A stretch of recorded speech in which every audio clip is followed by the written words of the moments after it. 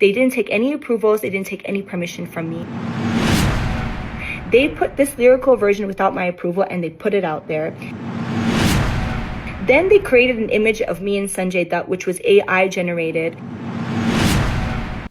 Bollywood actress Nora Fatehi एक बार फिर से कंट्रोवर्सी में आ गई है और इस बार बजा बना है उनका गाना सर के चुनर, जो फिल्म केडी द डेविल का हिस्सा है। जैसे ही ये सॉन्ग रिलीज हुआ, सोशल मीडिया पर लोगों ने इसके लिरिक्स और डांस मूव्स को लेकर काफी नाराजगी जतानी शुरू कर दी। कई लोगों का कहना था कि गाना वल्गर है और इसमें दिखाए गए विजुअल सोसाइटी के स्टैंडर्ड्स के सख्त खिलाफ है। धीरे धीरे ये कंट्रोवर्सी इतनी बढ़ गई कि सिर्फ ऑनलाइन डिबेट तक सीमित नहीं रही, बल्कि एक रिलीजियस लेवल तक भी पहुंच गई। उत्तर प्रदेश के अलीगढ़ में एक इस्लामिक ऑर्गेनाइजेशन मुस्लिम पर्सनल दारुल इफ्ता ने नोरा फतेही के खिलाफ फतवा तक जारी कर दिया। उनका कहना है कि ये गाना उनकी रिलीजियस वैल्यूज के खिलाफ है और ऐसे कंटेंट से गलत मैसेज जाता है। हालांकि यहाँ पर यह समझना बहुत जरूरी है कि फतवा कोई कानूनी सजा नहीं होती, बल्कि एक रिलीजियस ओपिनियन होता है। कंट्रोवर्सी बढ़ने के बाद इस मामले में कई और रिएक्शंस देखने को मिले, जैसे कि नेशनल कमीशन फॉर वुमेन ने इस गाने को लेकर कंसर्न जताया और इसके कंटेंट को ऑब्जेक्शनेबल भी बताया। इसके बाद से पूरा मुद्दा और ज्यादा हाईलाइट हो गया।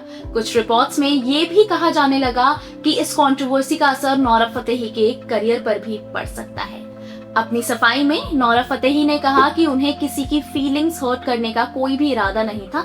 उनका कहना है कि लैंग्वेज बैरियर की वजह से उन्हें गाने के कुछ बात समझ ही नहीं आए और उन्होंने मेकर्स पर ट्रस्ट कर उस गाने में काम किया। I'm relying on the filmmakers to translate the song, and that is what I go by. Okay, when they're translating the song, nothing seemed inappropriate or vulgar when they were translating the song to me. But then again, I don't understand Kannada, so I'm just relying with whatever they're telling me. जैसे ही उन्हें पता चला कि लोगों को problem हो रही है, तब उन्होंने अपनी साइड क्लियर की।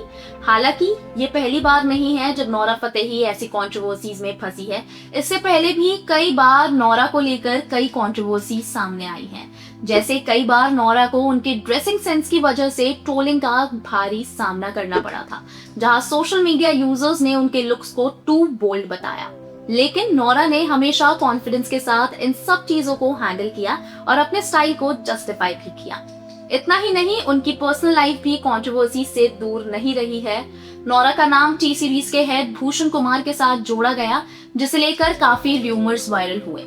बाद में नोरा ने इन सब अफवाहों को कम्प्लीटली फेक बताया और कहा कि उन्हें अननेसेसरी टारगेट किया जा रहा है।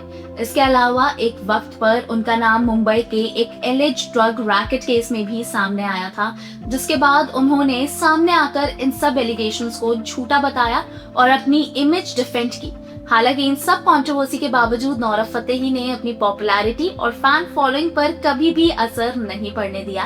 आज भी नोरा फतेही बॉलीवुड की टॉप डांसर्स में से एक मानी जाती हैं और उनकी जर्नी ये दिखाती है कि ग्लैमर इंडस्ट्री में सक्सेस के साथ साथ कंट्रोवर्सीज भी आती है, लेकिन उन्हें हैंडल करना ही एक सेलिब्रिटी की असली पहचान माना जाता है। कैसी लगी आपको हमारी ये वीडियो? हमें कमेंट्स में जरूर बताएं। वीडियो को लाइक करें और चैनल को सब्सक्राइब करना बिल्कुल ना भूलें।